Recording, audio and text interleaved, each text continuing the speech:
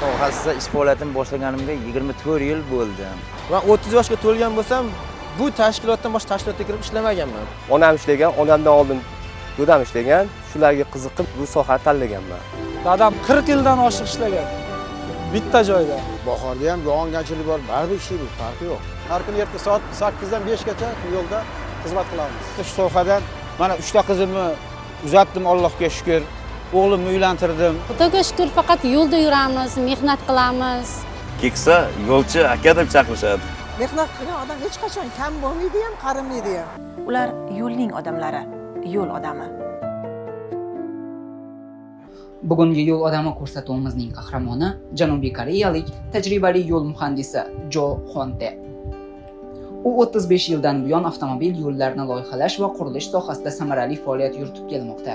Hozirda u A380 G'uzor-Buxoro-Nukus-Beynov avtomobil yo'lining 673-698 kilometr qismida amalga oshirilayotgan rekonstruksiya ishlarida o'z tajribasi bilan faol ishtirok etmoqda.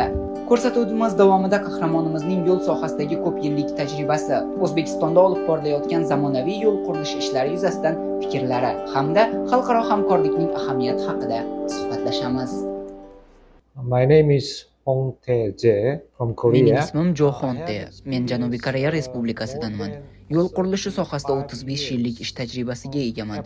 Mehnat faoliyatim davomida Saudiya Arabistoni, Birlashgan Arab Amirliklari, Kosovo, Qozog'iston, Tojikiston kabi davlatlarda yo'l qurilishi loyihalarida ishlaganman.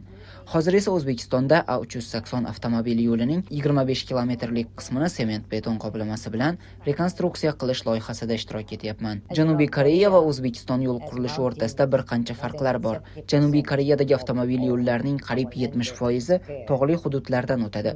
Shu sababli bizda tunnellar, yirik ko'priklar va boshqa murakkab muhandislik inshootlari ko'p uchraydi. O'zbekistonda esa bunday inshootlarga ehtiyoj nisbatan kam. Yana bir muhim farq shundaki, Janubiy Koreyada yog'ingarchilik ko'p bo'lgani uchun drenaj va suv chiqarish tizimlariga alohida e'tibor beriladi. Hozir O'zbekistonda qurayotgan yo'limizda ham kelajakdagi iqlim sharoitlarini inobatga olib, zamonaviy drenaj va suv qochirish tizimlaridan keng foydalanmoqdamiz. Men O'zbekistonga ilk bor o'tgan yili keldim. Eng avvalo bu yerda yo'l infratuzilmasi Markaziy Osiyoning boshqa davlatlariga nisbatan ancha rivojlanganini va izchil rivojlanib borayotganini ko'rdim.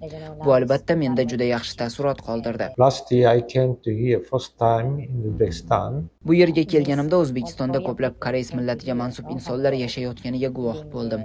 Ularning aksariyati sobiq Sovet ittifoqi davrida bu yerga kelib, shu yerda yashab qolgan.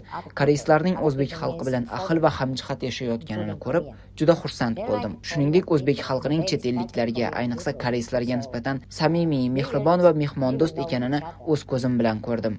Now Uzbekistan's infrastructure is more developed than the other CIS countries, as I mentioned about that before. Menimcha yaqin yillarda O'zbekiston Markaziy Osiyoning yetakchi davlatlaridan biriga aylanadi. Bunda albatta infratuzilmaning o'rni juda katta. Bugungi kunda mamlakatda zamonaviy avtomobil yo'llari, yuqori tezlikdagi temir yo'llar va yangi aeroportlar barpo etilmoqda. Bularning barchasi iqtisodiy rivojlanishga xizmat qiladi. Hozir amalga oshirilayotgan va yaqin kelajakda boshlanishi rejalashtirilgan xalqaro loyihalarni hisobga oladigan bo'lsak, O'zbekistonni Markaziy Osiyodagi infratuzilmasi eng rivojlangan davlatlardan biri deb ayta olaman.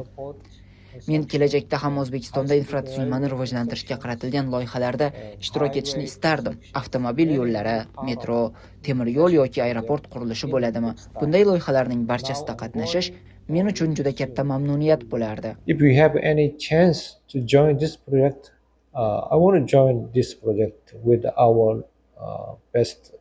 local engineers. Infrastructure project and road project or railway project and airport project also as well.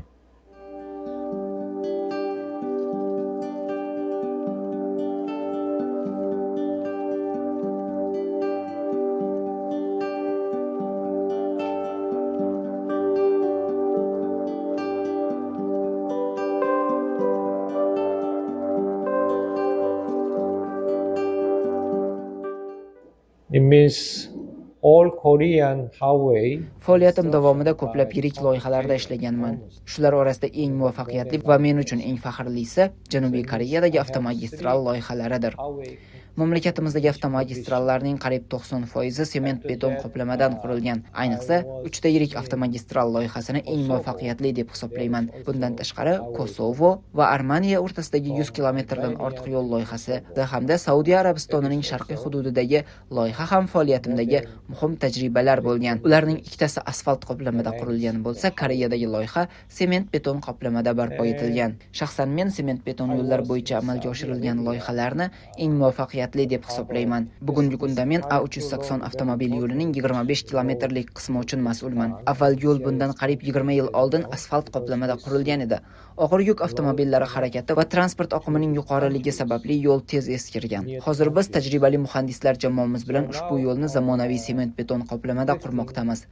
Rejaga ko'ra beton ishlari avgust oyining oxirigacha yakunlanadi. Qolgan pardozlash va yakuniy ishlar esa yil oxirigacha tugatiladi. Ishonamanki, bu loyiha eng muvaffaqiyatli loyihalardan biriga aylanadi. Bu avtomobil yo'lining ahamiyati juda katta. U Markaziy Osiyo davlatlarini o'zaro bog'laydi. Transport va logistika tizimining rivojlanishiga xizmat qiladi hamda O'zbekiston iqtisodiyotining yanada o'sishiga hissa qo'shadi. Shu bilan birga ushbu yo'ldan butun Markaziy Osiyo mamlakatlari keng foydalanadi va u ko'plab insonlar uchun manfaatli bo'ladi. Between two countries or three countries in the CIS countries. When I was here last year in July, Qoraqalpog'istonning ob-havosi haqida gapiradigan bo'lsam, bu yerga ilk kelganimda yozning naqadar issiq ekanidan hayratda qoldim. Hozir havo harorati 45 darajaga ko'tarilmoqda. Shu sababli qurilish ishlarini 2 smenada tashkil etganmiz. Beton ishlari sifat talab qilgani uchun ularni kunduzgi jaziramada bajarish mumkin emas. Shuning uchun beton quyish ishlari asosan kechki smenada olib boriladi. Kunduz kunlari esa tayyorgarlik va asos ishlari bajariladi. Bularning barchasi loyihani sifatli va belgilangan muddatda yakunlashga qaratilgan. as I mentioned before, Korea and Uzbekistan very good relationship.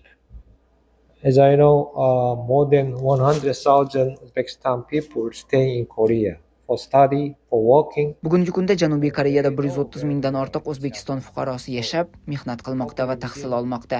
Xalqlarimiz o'rtasidagi do'stlik aloqalari uzoq tarixga ega. Men O'zbekistonni bugun ham Markaziy Osiyoning eng rivojlangan davlatlaridan biri deb bilaman. O'zbek xalqi juda samimiy, mehribon va mehmondo'st xalq.